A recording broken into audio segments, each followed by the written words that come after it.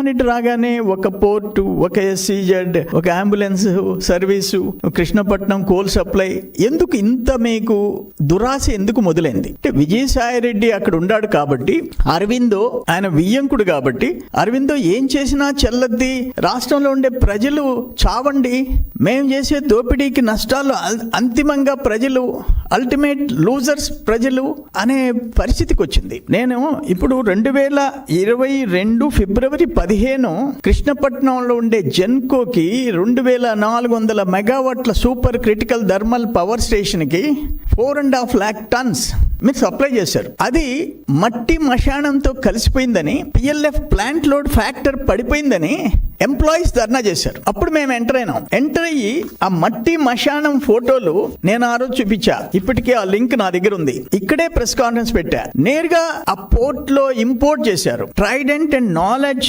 Companies పేరుతో Aurobindo import చేసింది. ఓడరేవుకు పోయి మేము ప్రొటెస్ట్ చేశాం. ఆ తర్వాత 1,00,000 టన్నులు ఎక్కడికో డంప్ చేసేసినారు. మా పోరాటానికి భయపడి ఆ 1,00,000 టన్నులు మాత్రం తేలేదు. దానికి కారణం జెన్కోలో ఎంప్లాయీస్ తిరుగుబాటు. ఈ రోజు 8,500 రూపాయలు టన్ను, 8,500, 382 కోట్లు పెట్టి ఆ మట్టితో ఉండే యాష్ తో ఉండే కోల్ తెచ్చి ప్లాంట్ లోడ్ ఫ్యాక్టర్ పడిపోయింది. ప్లాంట్ లోడ్ ఫ్యాక్టర్ 22, 23, 41కి పడిపోయింది. 41%.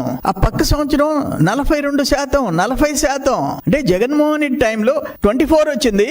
ఈరోజు 24 సంవత్సరంలో గవర్నమెంట్ మారిన తర్వాత 55% వచ్చింది. 55% ప్లాంట్ లోడ్ ఫ్యాక్టర్ జనరేషన్ లో వస్తుంది. అంటే మీ వల్ల ఈ 382 కోట్ల కోల్ కొనుగోలు పర్చేజ్ అమౌంట్ కాదు, అల్టిమేట్ గా జనరేషన్ లాస్ ఎంత.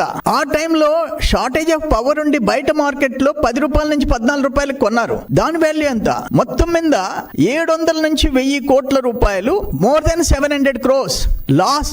అవన్నీ కారణాలు చెప్పి కన్జ్యూమర్స్ మీద మళ్ళీ ట్రూ అప్ ఛార్జెస్, ఆ ఛార్జీలు, కోల్ ఛార్జీలు అని చెప్పేసి వాళ్ళని బాధింది జగన్మోహన్ రెడ్డి. ఎవరి కోసం?